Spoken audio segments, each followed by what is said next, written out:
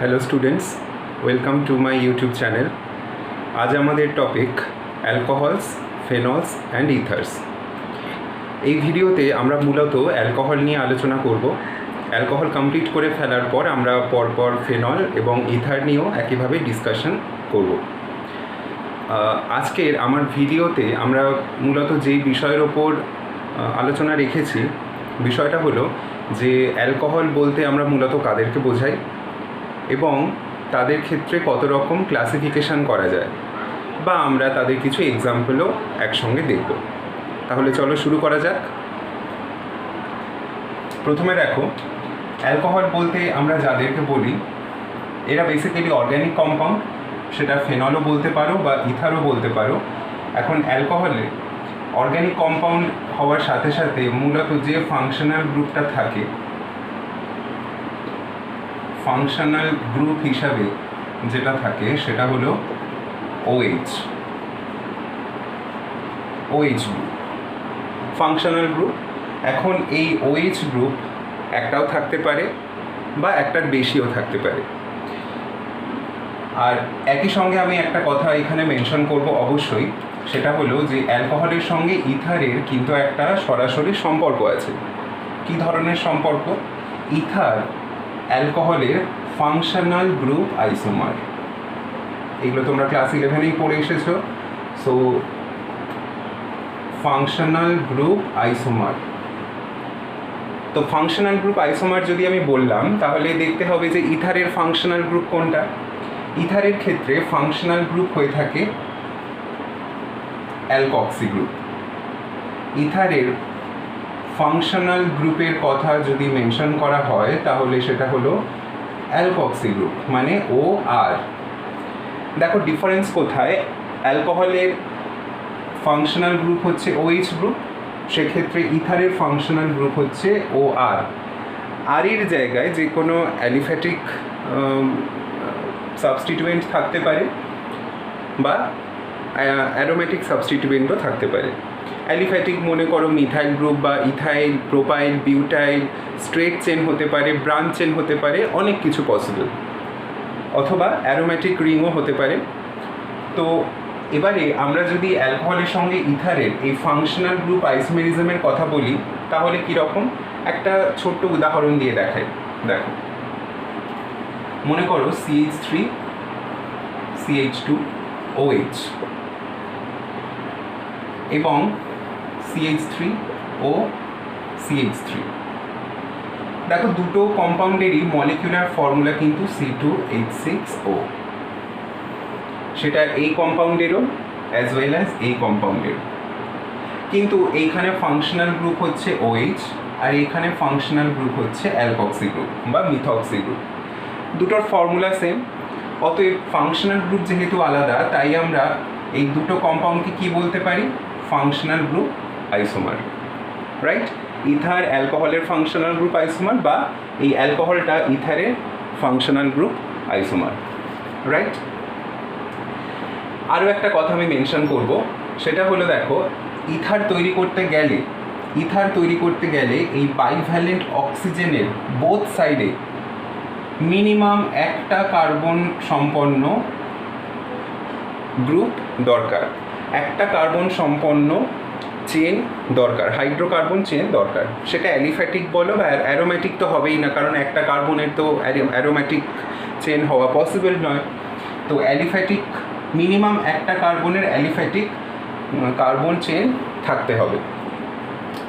তাহলে বলো যে ইথার তৈরি করতে গেলে মিনিমাম দুটো কার্বন দরকার, তাহলে ফাংশনাল গ্রুপ আইসোমার দেখাতে গেলে, ইথারকে ফাংশনাল গ্রুপ আইসোমার দেখাতে গেলে অ্যালকোহলকেও মিনিমাম দুটো কার্বন বিশিষ্ট হতে হবে।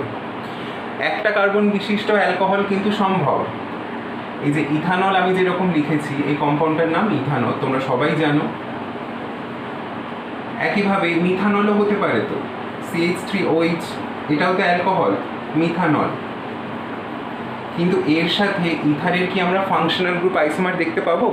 এই মিথানলের সাথে দেখতে পাবো না। তার কারণ যদি আমরা অক্সিজেনকে এক সাইডে রেখে একদিকে মিথাইল বসাই, আরেকদিকে বসানোর মতো কোনো কার্বন অ্যাটম থাকছে না। তাই মিথানলের সঙ্গে ইথারের কোনো রকম আমরা কম্পাউন্ড তৈরি করতে পারবো না যার সাথে আমরা তুলনা করতে পারি ফাংশনাল গ্রুপ আইসোমেরিজমের। তাহলে ইথারের সঙ্গে ফাংশনাল গ্রুপ আইসোমেরিজম দেখাতে গেলে মূলত দুটো কার্বন বিশিষ্ট অ্যালকোহল হওয়া ভীষণ জরুরি। বোঝা গেল? আচ্ছা, ইথার নিয়ে বাদবাকি কথা আমরা পরের ভিডিওতে আলোচনা করব। এখন মূলত আমরা যেই বিষয়ে নজর দেব সেই বিষয়টা হলো কি, যে অ্যালকোহলকে আমরা কত রকমভাবে ক্লাসিফিকেশন করতে পারি। তাহলে দেখে নেওয়া যাক।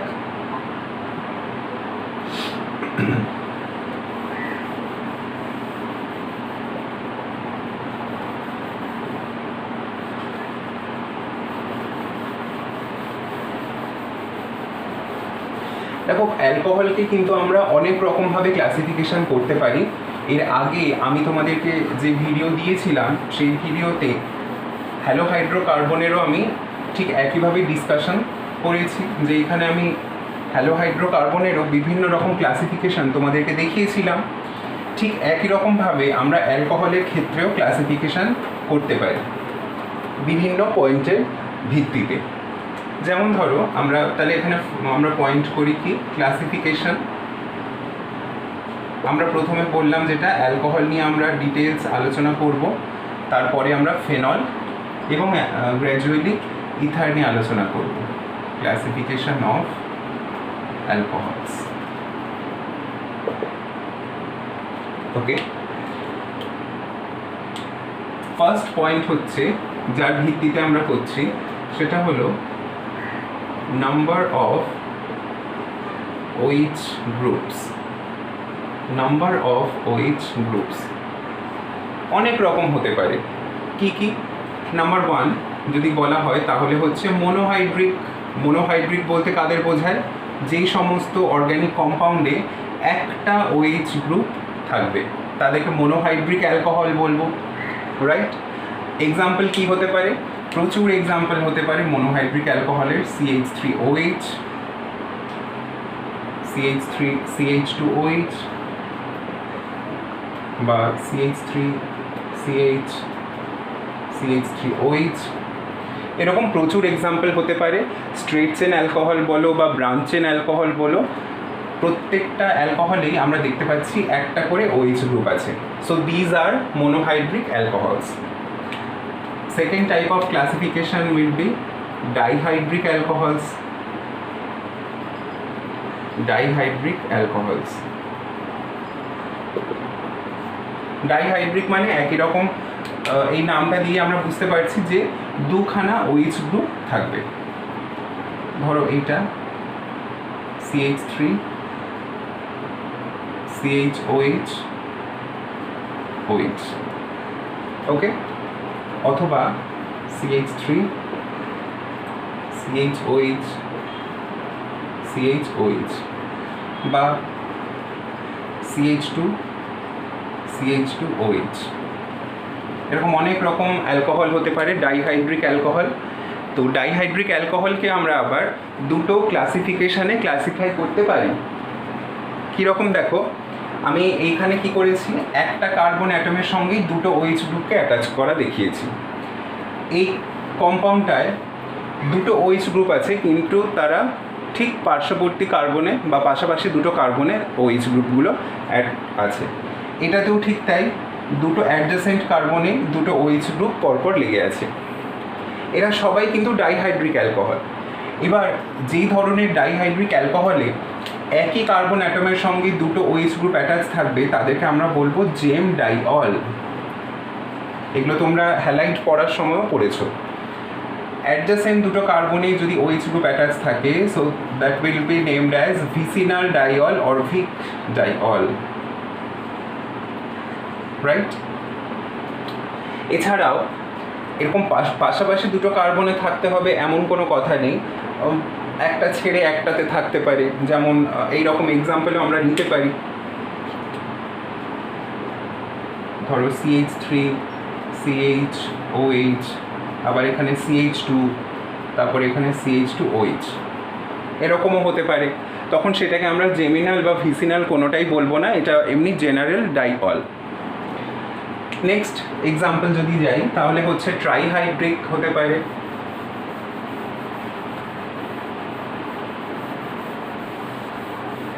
ট্রাইহাইড্রিক অ্যালকোহলের এক্সাম্পল দেখো,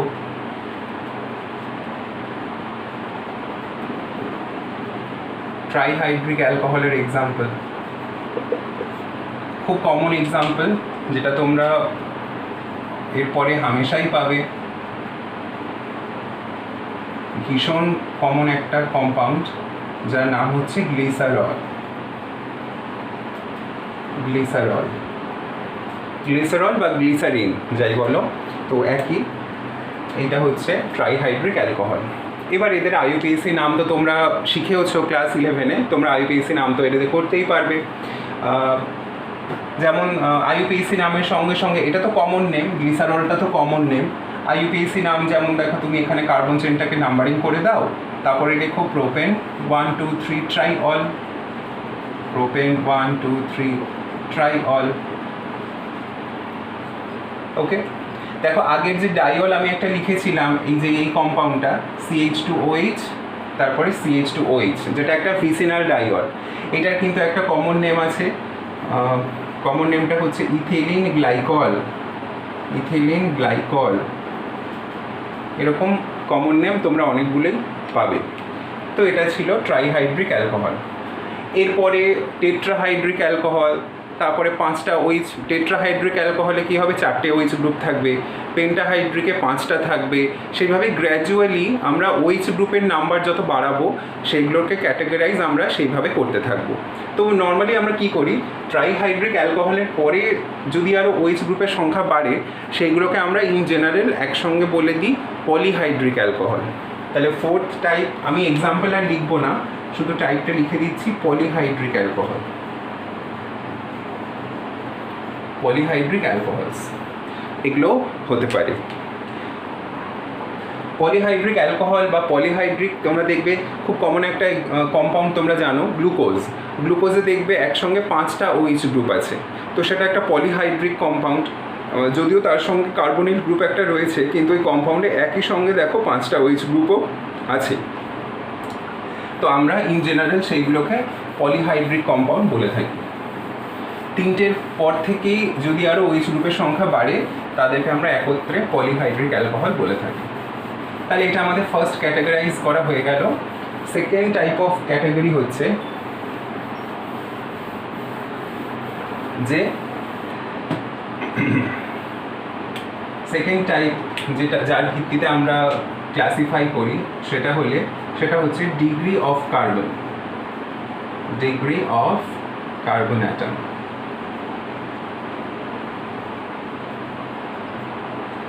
Degree of carbon atom to which OH group attached, to which OH group attached, right? মানে OH গ্রুপ যে কার্বনের সঙ্গে যুক্ত আছে একটা যৌগে, সেই কার্বন পরমাণুর ডিগ্রিটা কীরকম তার ভিত্তিতে আমরা ক্লাসিফিকেশান করছি। আচ্ছা, আমি তোমাদেরকে যে বিষয়গুলো পড়াচ্ছি ম্যাক্সিমাম তো আমি এখানে ইংলিশ টার্মগুলোই লিখছি। যদি তোমাদের ইংলিশ টার্ম নিয়ে কোনো সমস্যা থেকে থাকে তাহলে আমাকে ডেফিনেটলি কমেন্টে জানিও। আমি চেষ্টা করব তোমাদের প্রত্যেকটা টার্ম বাংলায় বলে দেওয়ার, বা আমি বাংলায় লেখারও চেষ্টা করব। প্লিজ আমাকে তোমরা কমেন্টে জানিও যদি কোনো সমস্যা হয়। ভিডিও সংক্রান্ত যা কিছু তোমাদের বক্তব্য থাকবে বা যা কিছু তোমাদের কোয়ারিজ থাকবে, যদি কোনো কিছু সমস্যা হয় বা যদি আমাকে আরও কিছু ইমপ্রুভমেন্ট করতে হয়, আমাকে ডেফিনেটলি তোমরা জানাবে। আমি অ্যাপ্রিসিয়েট করবো প্রত্যেক কিছুকে। আচ্ছা, তো মনে করো আমি কার্বনের 4টে ভ্যালেন্সি লিখলাম।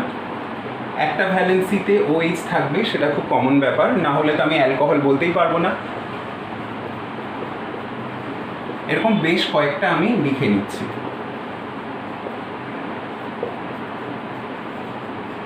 কত টাইপের কত ডিগ্রির কার্বন হয় যেহেতু আমি আগে থেকেই জানি, সেই কারণে আমি এখানে 4টে লিখলাম। কিভাবে হচ্ছে দেখো, তুমি দেখেই বুঝতে পারছো যে আমি 4টে লিখেছি, মানে 4টেই টাইপ হবে। এমন হতে পারে কি, যে কার্বনের সঙ্গে OH গ্রুপ যুক্ত আছে সেই কার্বনে বাকি 3টে হাতে হাইড্রোজেন পরমাণু রয়েছে, হতে পারে। তো সেই ধরনের অ্যালকোহলকে আমরা বলবো 0 ডিগ্রি অ্যালকোহল। 0 ডিগ্রি অ্যালকোহল, ঠিক অ্যালকিল হ্যালাইড পড়ার সময় যেরকম আমি বলেছিলাম, OH যুক্ত কার্বনে যদি আর কোনো কার্বন পরমাণু যুক্ত না থাকে বা শুধুমাত্র হাইড্রোজেন যদি যুক্ত থাকে, তুমি হয় কার্বনের রেসপেক্টে ভাবো, না হয় হাইড্রোজেনের রেসপেক্টে ভাবো, বিষয়টা আলটিমেটলি একটা পয়েন্টে গিয়ে মিট করবে। কি বললাম, দেখো কার্বনের একটা হাতে তো OH গ্রুপ থাকছে, সেটা তো কনস্ট্যান্ট সবার ক্ষেত্রেই। বাকি যে তিনটে হাত আছে, যদি তিনটে হাতেই হাইড্রোজেন থাকে, বা উল্টো করে বলা যায় যে তিনটে হাতেই যদি আর কোনো কার্বন না থাকে, তাহলে সেটা হয়ে যাবে 0 ডিগ্রি।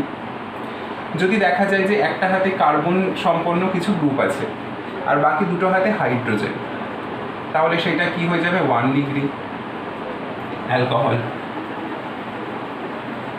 যদি দুটো হাতেই সাইমালটেনিয়াসলি কার্বন পরমাণুওয়ালা কিছু গ্রুপ যুক্ত থাকে, তাহলে এটা হয়ে যাবে 2 ডিগ্রি অ্যালকোহল। আর যদি একই সঙ্গে কার্বনের বাকি তিনটে ভ্যালেন্সিতেই কার্বনওয়ালা কিছু গ্রুপ যুক্ত থাকে, so that will B 3 degree alcohol. দেখো হাইড্রোজেনের সাপেক্ষে যদি ভাবো, তাহলে 0 ডিগ্রি থেকে গ্র্যাজুয়ালি হাইড্রোজেনের সংখ্যা কমছে, 3 ডিগ্রিতে এসে হাইড্রোজেন আর নেই, হাইড্রোজেন পুরো 0। তাহলে হাইড্রোজেন না থাকলে, মানে হাইড্রোজেন 0 হয়ে গেলে সেটা হয়ে যাবে 3 ডিগ্রি। গ্র্যাজুয়ালি দেখো হাইড্রোজেন কমছে, এখানে 3টে ছিল, এখানে 2টো আছে, এখানে একটা আছে, আর এখানে একটাও নেই। বা কার্বনের সাপেক্ষে যদি বলি, তাহলে কার্বন দেখো গ্র্যাজুয়ালি একটা একটা করে বাড়ছে, এখানে ছিল না, এখানে একটা বাড়লো, এখানে 2টো বাড়লো,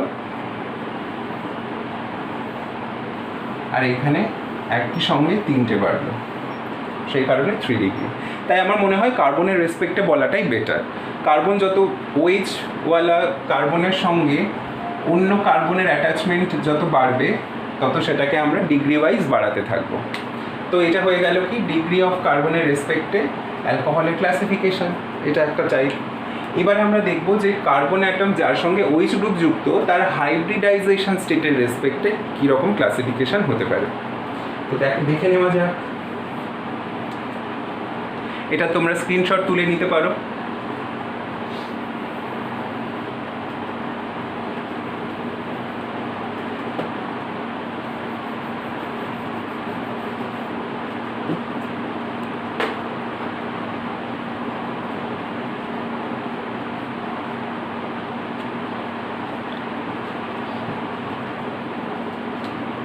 তাহলে আমরা থার্ড পয়েন্টটা কি দেখছি? থার্ড পয়েন্ট দেখছি যে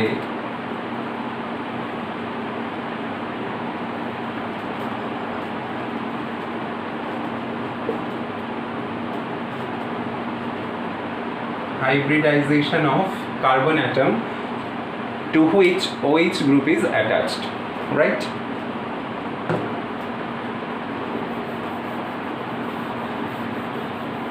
দেখো এমন হতে পারে যে হাইব্রিডাইজেশন অফ কার্বন অ্যাটম মূলত আমরা তো 3টে জানি, sp3, sp2 এবং sp। তাহলে 3 রকম হওয়া পসিবল। sp3 এর সাপেক্ষে একরকম, sp2 এর সাপেক্ষে একরকম, আবার sp এর সাপেক্ষে আরেক রকম। এক্সাম্পল এবারে দেখা যাক যে sp3 কার্বন এরকমের সাপেক্ষে নর্মাল যে অ্যালকোহল আছে, অ্যালিফ্যাটিক যে অ্যালকোহল আছে, মনে করো মিথানল, ইথানল, রাইট? এখানে এই কার্বনের সঙ্গেই তো OH গ্রুপটা যুক্ত। তুমি দেখো এখানে কার্বনের 4টে ভ্যালেন্সিতেই 4টে গ্রুপ আছে। যেমন ইথানলের ক্ষেত্রে যদি তুমি দেখো, আমি একটু আগেই লিখলাম অবশ্যই ডিগ্রিটা দেখানোর সময় যে এরকম আছে। তাহলে কার্বনের 4টে হাতই স্যাচুরেটেড অবস্থায় রয়েছে, রাইট? তাহলে OH ওয়ালা গ্রুপ যে কার্বনটা, সেই কার্বনটা একদম কি sp3 হাইব্রিড। ওকে, আরও অন্যরকম হতে পারে। অন্যরকম কি, যে এটা হচ্ছে নর্মাল অ্যালকোহল, এটা নর্মাল অ্যালকোহল, নর্মাল অ্যালকোহল। আর হতে পারে কি, দেখো এটাও CH2 double bond CH, single bond CH2OH। এটা হতে পারে না? দেখো তো এটাও কিন্তু sp3 হাইব্রিড কার্বনের সঙ্গেই OH গ্রুপটা লেগে আছে, তো এটাকে আমরা বলতে পারি অ্যালাইলিক অ্যালকোহল। এর নাম হচ্ছে অ্যালাইল অ্যালকোহল। কেন অ্যালাইল? কারণ এই গ্রুপটা আমরা অ্যালাইল গ্রুপ বলে জানি, তার সঙ্গে OH লেগে আছে, তো এটা অ্যালাইল অ্যালকোহল। ওকে, আরও একটা এক্সাম্পল দিচ্ছি, দেখে মনে হবে আনস্যাচুরেটেড, কিন্তু অ্যাকচুয়ালি OH-ওয়ালা কার্বনটা sp3 হাইব্রিড কার্বনের সাথে যুক্ত। দেখো তো এইটা বুঝতে পারো কি না? এইটার নাম হচ্ছে benzyl alcohol.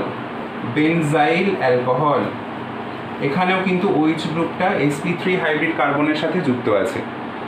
So sp3 hybrid কার্বনটা আবার দেখো আনস্যাচুরেটেড কার্বনের সঙ্গে যুক্ত, কিন্তু তাতে আমাদের কোনো সমস্যা নেই, কারণ আমাকে দেখতে হবে কি যে OH গ্রুপটা sp3 হাইব্রিড কার্বনের সঙ্গে যুক্ত কিনা।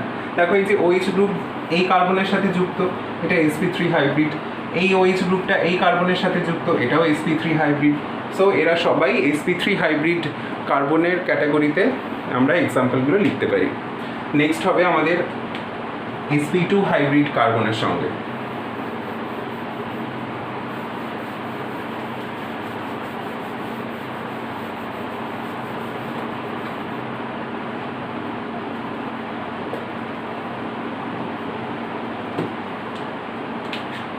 sp2 হাইব্রিড কার্বনের সঙ্গে খুব কমন একটা এক্সাম্পল নিচ্ছি, এখান থেকে তোমরা একটা কম্পাউন্ডের নাম জানতে পেরে যাবে।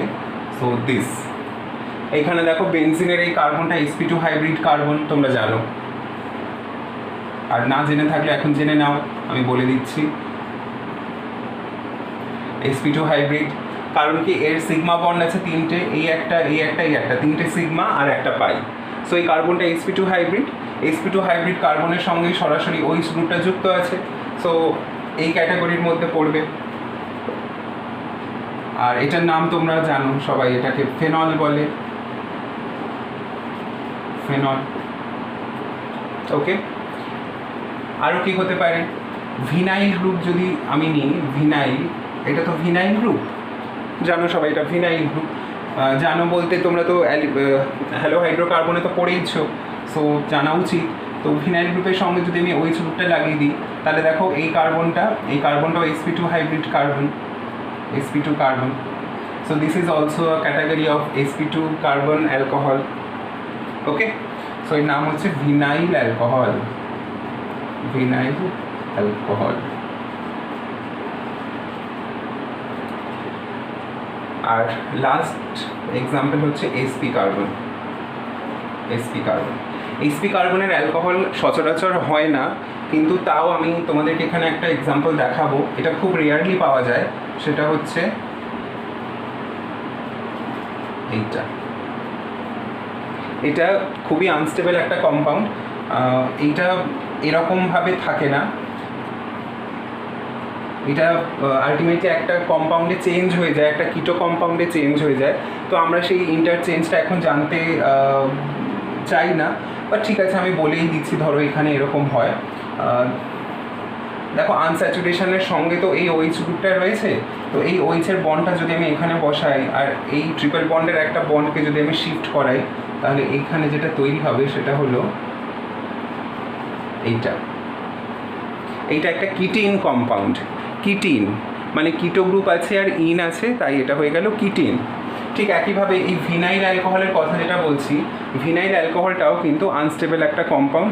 এখানেও এরকম রেজোনেন্স করে এটা আলটিমেটলি অ্যালডিহাইডে কনভার্ট হয়ে যায়। তো এই যে রেজোনেন্সের মতো ফেনোমেনাটা আমি দেখালাম, এটাকে বেসিক্যালি বলা হয় টটোমেরিজম। টটোমেরিজম, তো এটা ঘটছে, ঠিক আছে, সেটা আমাদের এখন বিবেচ্য বিষয় নয়। আমি শুধু দেখাতে চাইছি যে এখানে বিভিন্ন হাইব্রিডাইজড কার্বনের সঙ্গে OH গ্রুপওয়ালা আমরা কী কী অ্যালকোহল পেতে পারি। তো এইটা একটা অ্যালকোহল হতে পারে, এখানে sp2 এরও আমি কিছু এক্সাম্পল দেখালাম, সেটাও অ্যালকোহল হতে পারে। ওকে, তো এই হচ্ছে ব্যাপার। আচ্ছা, ভিনাইল অ্যালকোহলের মতো এইখানে যে ট্রিপল বন্ডেড কার্বনের সঙ্গে এই OH গ্রুপটা অ্যাটাচ থাকলে, এটা দেখো এই যে OH গ্রুপ sp হাইব্রিড কার্বনের সঙ্গে যুক্ত আছে, তো এটাও একটা এরকম এক্সাম্পল। তো হাইব্রিডাইজেশন স্টেটের রেসপেক্টে আমরা অ্যালকোহলকে ঠিক এইভাবে ক্লাসিফিকেশন করতে পারি। তো এই ভিডিওতে আমি মোটামুটি অ্যালকোহল কত রকমের হয় তার ক্লাসিফিকেশন দেখালাম, তার কিছু এক্সাম্পলসও দেখালাম।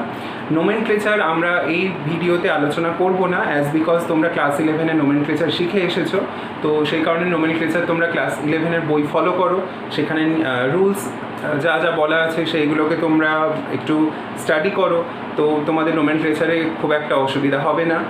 তো আর আমরা নেক্সট যে ভিডিওটা দেব সেই ভিডিওতে আমাদের থাকবে কি অ্যালকোহলের কিছু ফিজিক্যাল প্রপার্টি ডিসকাশন। ওকে, ভালো থেকো সবাই, স্টে সেফ।